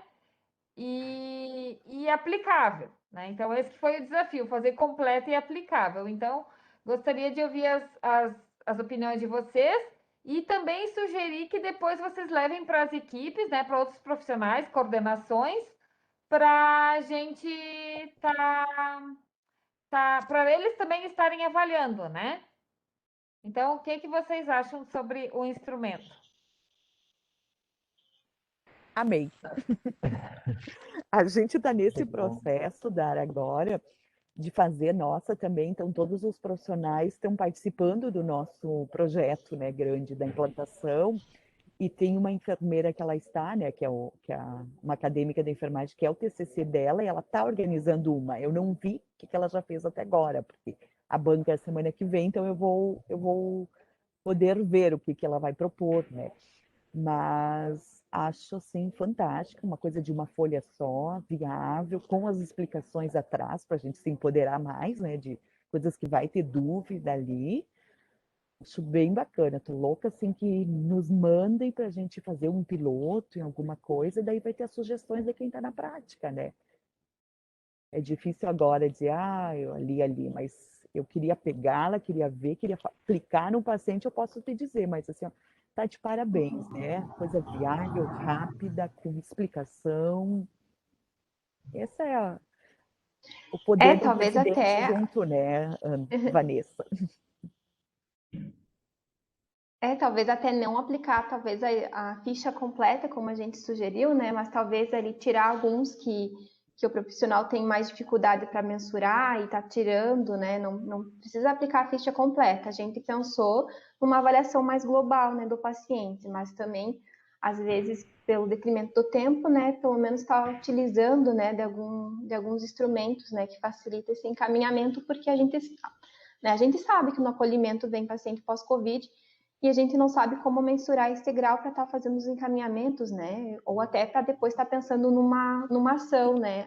Os pacientes são moderados e leves, qual ação a gente pode, né, estar realizando nesse momento para essa população que vem, né, nas Dara, unidades. até, tipo, nós estamos implantando agora, e o Corém está exigindo de todos os municípios, né, não é só uma realidade, o diagnóstico da enfermagem da CIP aí, né? Desses casos da pós-Covid, eu acho que a gente já poderia implantar CIP. E outra sugestão que, tipo, a gente colocaria, que eu conversei bastante com o Torrino aqui, ele propõe aqueles testezinhos para fazer a pessoa com anosmia e ali, né, para o paladar e para coisa de novo, que tem os testezinhos do feijão, do sei lá o que eles estão usando ali, que eu também não sei bem, mas que daqui a pouco são ações simples que a gente pode estar implantando, né? Também. Os municípios que não têm otorrino, que não têm especialista, né? Poder sugerir algumas coisas, né? Núbia, é interessante essa tua ideia de talvez tentar aplicar já em algumas pessoas. Eu acho que sim, a gente pode Piloto, né? pensar.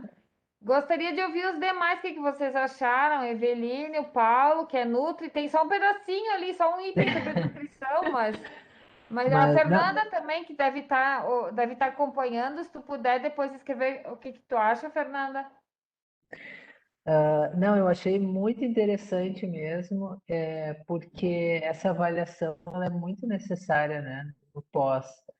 E a gente tem visto, assim, aqui na minha área, né, a questão da nutrição bem complicada.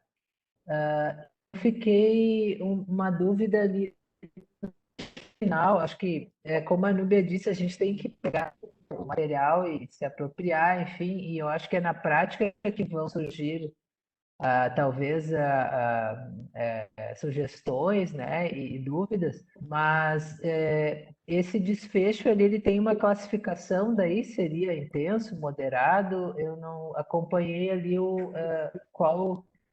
quais os tipos de desfecho, né, depois que tu preenche a ficha e em cima disso daí tem um encaminhamento, e tem, não sei se podia esclarecer melhor, Dara. Seria para o profissional escrever ali a partir da avaliação global, né? como o paciente se enquadrava, né? Mais ou menos nessa avaliação global. Fez todas as escalas, teve alguma alguma alteração, seguindo ali os valores de referência, né? Seria mais nesse sentido, né? Às vezes na força muscular o paciente não estava com a força muscular preservada, né? Mas daí numa outra escala, por exemplo, do Covid, né, já apresentava uma limitação funcional. Então seria mais nesse sentido, né? De estar pontuando ali qual a avaliação, né, o usuário ele se enquadrava ali com uma avaliação talvez de mais risco, de ficar mais em cima, para estar ajudando também depois no encaminhamento. Acho que seria nesse sentido, né, Ana? Isso seria juntar, né, todas as informações, todas as limitações que apareceram, então, na avaliação e fazer o desfecho final. Não que uma escala só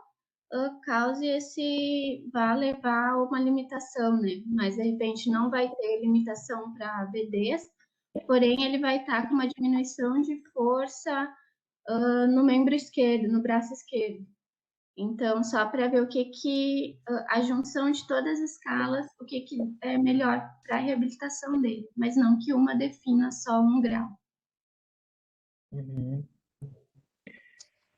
Eu vou passar então a palavra para minha colega Marília.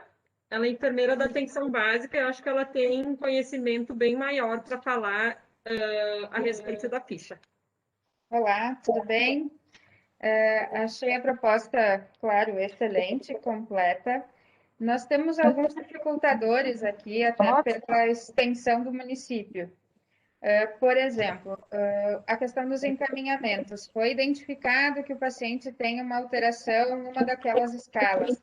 Como é que nós fazemos esse pós, né? Uma questão é identificar ali na atenção básica e a outra é como ele terá este acompanhamento, né? Então, isso O nós segmento? Oi? O segmento? Exatamente. Então, nós precisaríamos pactuar, enfim, com os serviços que fazem, né, o atendimento da fono, da físio, a própria questão neuro, enfim, de como isso se dará, né, na sequência. Outra questão, o nosso sistema é informatizado, né, nós usamos o SIGS, enfim, então nós teríamos esta avaliação que ela não estaria contemplada no sistema, né, ela precisaria ser feita no papel, né, até porque essa inserção depende de toda uma questão do sistema, então a gente tem que ver também o arquivamento depois dessa ficha. Os pacientes migram muito, então nós temos, talvez um já faça em uma unidade, como não vai estar isso atrelado ao sistema, ele passe de novo, então a proposta é excelente, mas da nossa parte aqui, eu penso que nós vamos fazer, né, pensar nesses ajustes, de ela ser viável, realmente. Talvez uma experiência num primeiro local, para ver como é que funcionaria e como é que se daria esse pós. De qualquer forma, o município tem uma intenção com relação à fisioterapia, né, do pós-Covid, enfim. Então, isso já está sendo tratado. Então, talvez por ali a gente conseguiria, né, essa identificação e a implantação. Uhum. Gente, e feliz, a Fernanda colocou que achou um instrumento muito bom, que é prático e objetivo. No momento, eles têm atendido muitos pacientes sintomáticos pós-Covid, porém não tem nenhum instrumento para aplicação e consequente qualificação do atendimento desses pacientes. Aí ela quer levar a ideia para os colegas que estão atendendo essa demanda com certeza. Bom, gente, então assim, diante das colocações de vocês, que na verdade teria que ver como se daria isso na prática, né? Eu também concordo. Vamos combinar dessa forma, se vocês estão de acordo. Eu vou mandar para vocês por e-mail, né, o instrumento. A princípio deixamos ele assim. Eu até achei que talvez tivesse que fazer algum apontamento hoje, mas se vocês acharam que ele está adequado, vamos mandar para vocês. Tentem aplicar, levem para os colegas, né? Quem que já quiser aplicar, tentar fazer alguma experiência. E aí depois, na próxima reunião, mês que vem, a gente vê as devolutivas e aí vamos conversando, tá? Ele não é um instrumento para ser fechado, né? Ele tem que ir se adequando para cada realidade. Por isso, foi isso que a Ana colocou, e a Dara também colocou. A gente pensou em fazer um instrumento completo e aplicável, mas se precisar, vocês vão utilizar uma parte, né? Ou vão adequar ele de acordo com a realidade de vocês, tá? Isso que é o mais importante. Então tá, meninas, parabéns, que realmente ficou um trabalho bem legal. Ficou um trabalho bem legal. Aí, Bom, só me intrometendo, isso mostra o que nós estamos falando no início. Olha a importância de um residente dentro de um serviço, né? Então, os residentes, eles enriquecem muito o processo de trabalho dentro dos serviços, né? Então, realmente, é muito legal contar com esses profissionais nas equipes. bom, gente, a última pauta até que foi colocado por vocês. Eu não sei se o Christian está na reunião, aí eu não vi ele. Nós tínhamos convidado um outro residente de Farroupilha, que ele é da saúde mental, eu só não vi se ele está na reunião. Eu acho. Ah, tá aí sim. Christian, tu tá aí? Não tinha te visto. Christian, assim, por que a gente tomou a iniciativa de convidar o Christian? Vocês trouxeram a questão da demanda de que os profissionais estão muito cansados em relação ao esgotamento mesmo, sabe? E aí, o Christian, ano passado, ele fez uma atividade com as equipes mais voltada à saúde mental. E aí, eu gostaria que ele apresentasse para trazer a experiência e talvez fosse uma possibilidade de vocês estarem aplicando ali nos municípios, tá? Então, por isso que a ideia foi de trazer ele para trazer esse assunto para a reunião.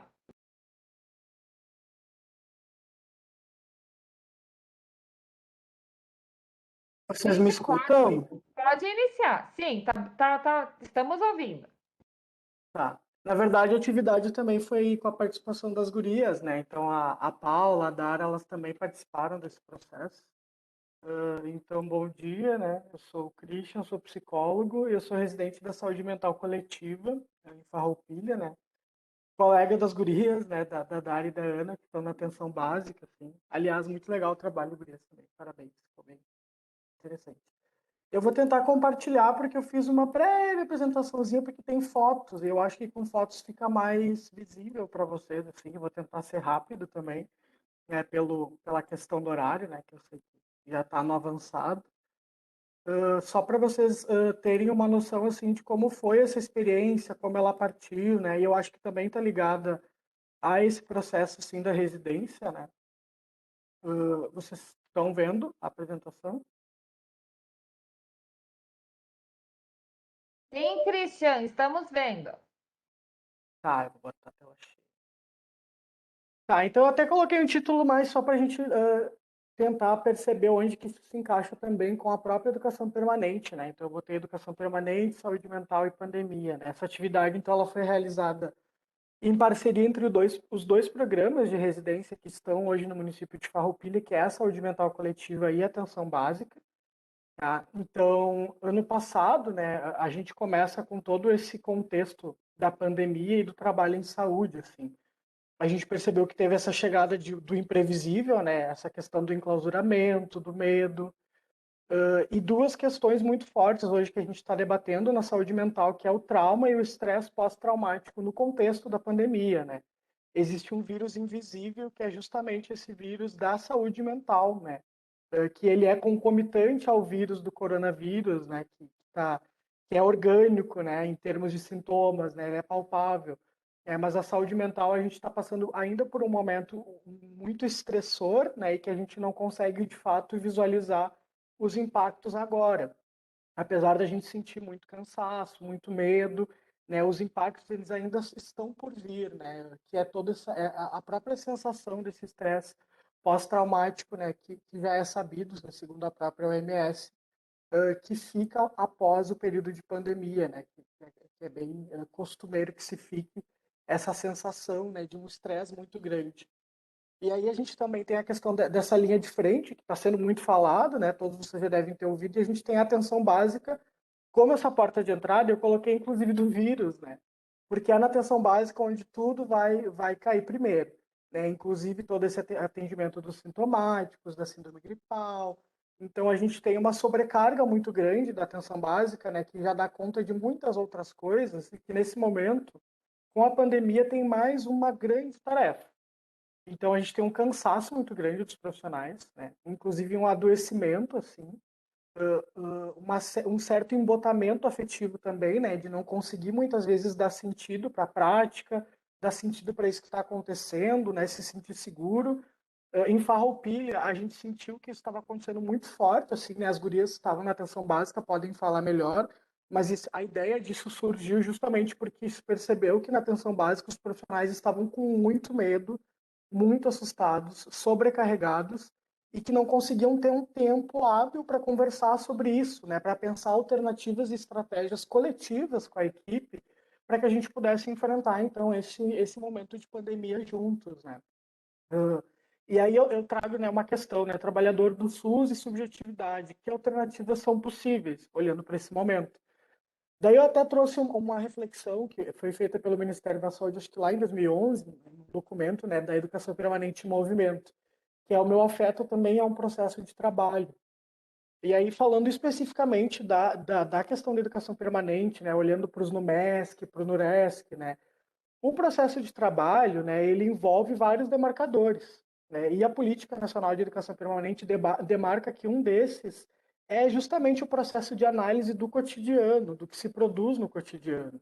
E aí o cotidiano é cercado também por afetos, por como a gente vai se sentir naquele espaço, como eu, enquanto trabalhador, dentro da minha jornada, dentro daquilo que eu faço, dentro da minha técnica, né, estou me colocando nesse processo, o que está me atravessando. Então a gente pensa esse espaço, né, para além da educação permanente como uma capacitação ou um curso, mas um espaço de análise mesmo do cotidiano, de como cada trabalhador, dentro da sua singularidade, estava se colocando naquele momento da pandemia, né? Esse projeto foi desenvolvido lá no início do ano passado, eu não lembro exatamente quando, talvez as gurias possam me corrigir melhor, né? Porque já faz um ano, mas acredito que foi entre abril e maio, né? A gente ficou alguns meses em volta desse projeto, então a gente ainda estava naquele início lá muito conturbado, né? E aí, trazendo esse processo do afeto, eu me lembro muito do Merri, né, que é um autor que a gente utiliza muito na saúde coletiva, que ele fala que o trabalho em saúde ele é constituído pelo aspecto relacional intrínseco.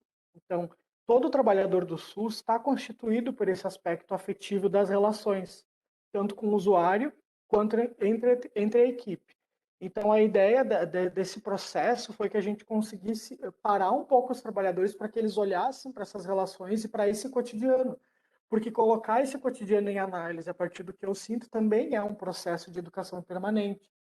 Então, olhar para esses afetos que estão circulando ali na atenção primária, né, é parte desse processo.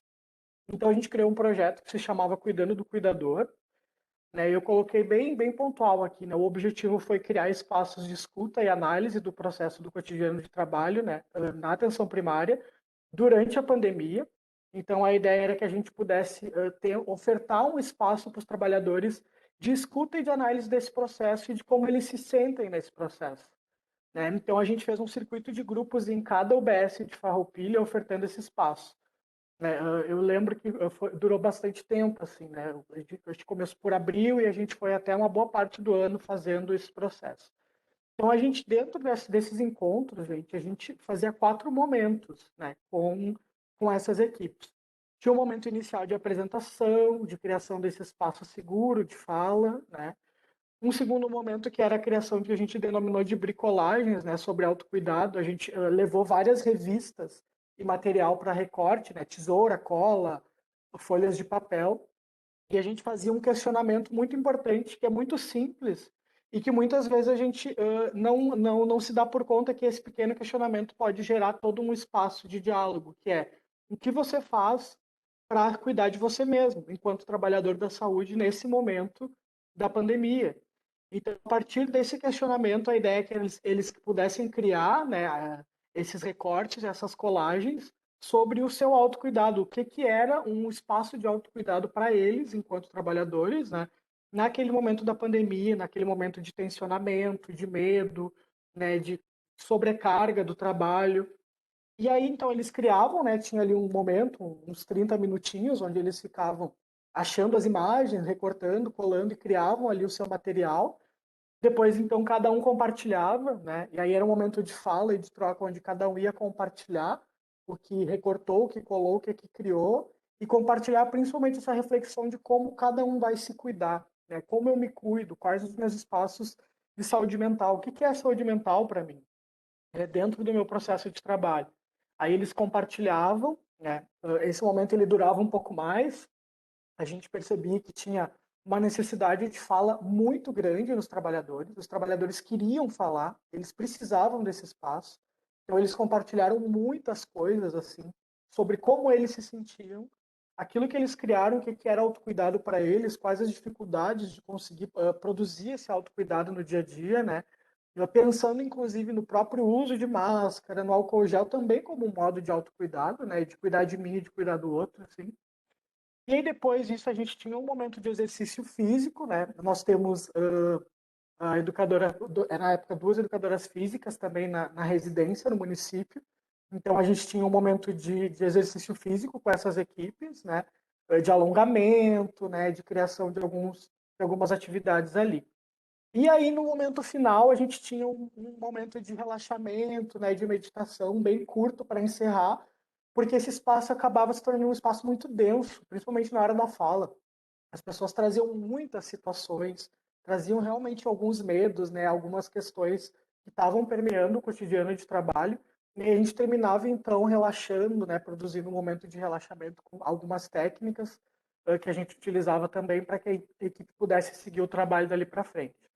É legal ressaltar também que durante esse momento, durante essas produções, né, da conversa sobre autocuidado, da produção dos recortes, tinha alguns residentes que tinham capacitação de auriculoterapia, né, que é um tipo de PICS, né, de prática integrativa. Então, enquanto o trabalhador ali estava recortando e terminava, ele podia passar numa outra salinha onde haviam dois residentes, né, eu não lembro se eram dois ou três também na época, que estavam aplicando auriculoterapia para os trabalhadores que gostariam de receber.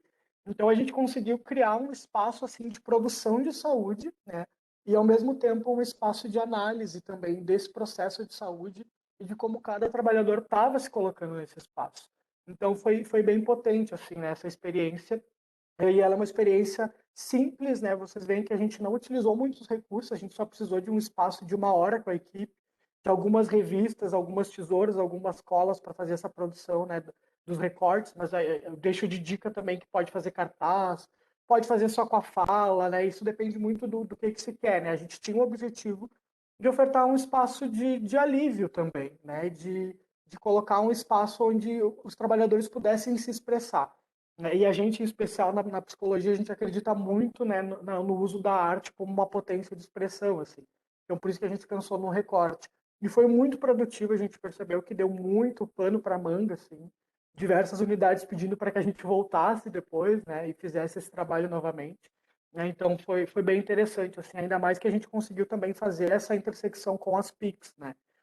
Produzir esse momento de autocuidado para as equipes e de análise do processo de trabalho, né, que está dentro ali do que se acredita da política também de educação permanente, né, que é algo super possível de estar fazendo aí via no MESC, por exemplo.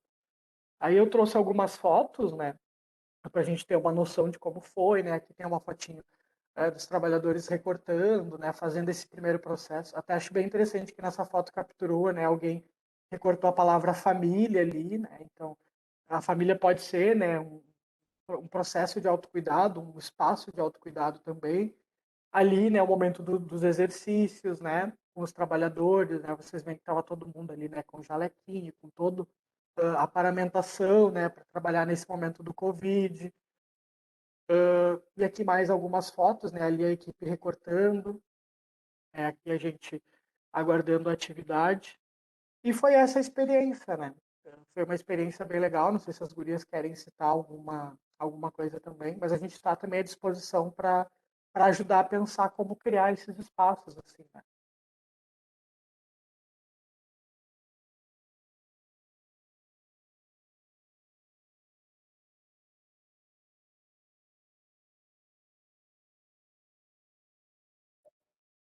Pessoal, quem ainda está na reunião, gostaria de fazer alguma colocação?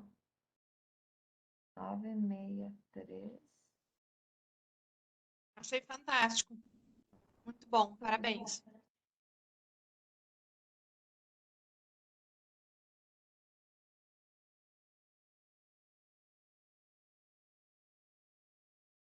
E vocês acham que ele é aplicável? Oi, Mari!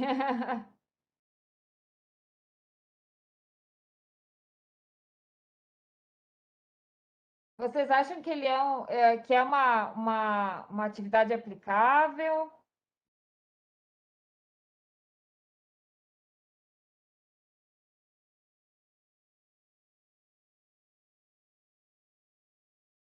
Tá ouvindo? Não sei se ela tá ouvindo. Bom, Eveline, o que vocês acharam? Se pudesse, talvez, pensar em produzir no município algo parecido. Estou ouvindo. Assim, Vanessa, eu acho que parabéns para os residentes. Oi? Estão ouvindo?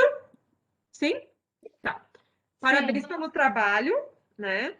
Acho que toda ação com um objetivo, ela é muito válida, né? Na reunião passada eu já havia comentado a respeito disso, né? Nós, como prefeitura, a nossa Secretaria de Recursos Humanos, ela vem desenvolvendo desde o ano passado várias ações, várias atividades com foco cuidando do cuidador, né? Muitas atividades online, vídeos, palestras, textos, com a participação de diversos públicos e, inclusive, servidores da prefeitura, né? O que a gente observa, tá? Principalmente aqui na saúde? Os profissionais, eles estão realmente esgotados, né? Então, assim, as ações que poderiam ter um objetivo X acabam não atingindo esse objetivo porque as pessoas elas estão meio que no limite, assim, nada meio que parece que elas meio que criaram uma casca que tu não consegue sensibilizá-las para algum tipo de atividade, sabe? E a gente ouve isso das pessoas, que muitas das atividades que são desenvolvidas a nível de prefeitura, as pessoas não têm a oportunidade de olhar, elas simplesmente, em função da demanda de trabalho, elas ignoram completamente as atividades, né, para resolver os problemas do dia a dia. Então, hoje, nós aqui, a nossa realidade, tá, é que assim, a gente já tem uma dificuldade para fazer ações, até pelo tamanho da secretaria, por estarmos, né, os profissionais estão espalhados, nem sempre a gente consegue atingir a todos, né? E o profissional aqui, ele é um pouco resistente para ações, tá? E nesse momento, a resistência parece que está maior, por todo o fluxo de informação, por toda a demanda, por toda a pressão que o profissional hoje está sofrendo lá na ponta. Tá? Isso também envolve profissionais, inclusive aqui do prédio da secretaria, onde a gente vê que as pessoas querem, sendo bem sincera, fazer o seu trabalho da melhor forma e ponto. Sabe? Então, eu não sei se é decorrente da pandemia ou se é das questões que vieram em função disso, que aumentou a demanda de todos os lados, as pessoas estão cansadas, bem cansadas. Eu só estou sendo sincera, tá? Não tirando o mérito do trabalho dos colegas, jamais, super importante, né? Só que, infelizmente, quanto maior o município, quanto maior o quantitativo de profissionais, a gente acaba tendo um empecilho de êxito e apoio. Tá. Viu? Gente, eu queria propor para vocês o seguinte, até porque já é quase meio-dia, nós vamos encerrar. Christian, tu me manda teu e-mail depois, eu gostaria de colocar, eu vou colocar o e-mail dele no grupo, que aí depois, por exemplo, o Paulo teve que sair, se vocês quiserem fazer alguma ação, talvez ele possa auxiliar. Eu te coloquei agora no compromisso de talvez estar auxiliando as equipes, né? Ou as pessoas, no caso aqui da reunião, se quiserem levar para os municípios para fazer alguma ação, daí tu pode estar auxiliando, né? Que o Christian é psicólogo, enfim, e aí vai ser uma experiência grande para vocês também. Pode ser? Sim, eu até me coloco à disposição de vocês, para quem quiser, eu posso estar auxiliando até a pensar assim, né, dentro dessas equipes que estão enrijecidas, né, Eveline, que tu está trazendo, eu fico pensando que cabe um processo também de pensar uma análise institucional, de como pensar uma intervenção, né, tudo isso faz parte, né, mas a gente sabe que é bem difícil, acho que não é só aí, acredito que também é um efeito da pandemia, sim, é um cansaço generalizado, né? As pessoas estão começando a ficar um pouco mais endurecidas, né? Até pelo cansaço. Então eu super compreendo assim, talvez a dificuldade que vocês encontrem, né, de fazer essas ações. Assim. Mas eu estou disponível sim, né? Posso estar, até porque fazendo parte da quinta, né, ainda nesse momento assim, né, como residência, a gente está disponível sim para alguma atividade. Então pode contar com a gente, tá? Então tá. Brigadão, Christian, e parabéns, Vicky, acho que foi bem legal a iniciativa. Gente, assim, vamos finalizar. Eu vou daqui a pouquinho terminar a gravação. Então fica de encaminhamento, tá? Para o mês que vem, para a próxima, nós vamos mandar para vocês a ficha de avaliação. Aí vocês, por favor, vão tentando implantar como vocês acharem que é válido, como ela se aplica, e aí vocês dão a devolutiva na próxima reunião. Mês que vem, na terceira semana de julho, eu estarei em férias e eu gostaria de saber se podia ser no dia 3 de agosto a reunião ou a gente passa para agosto.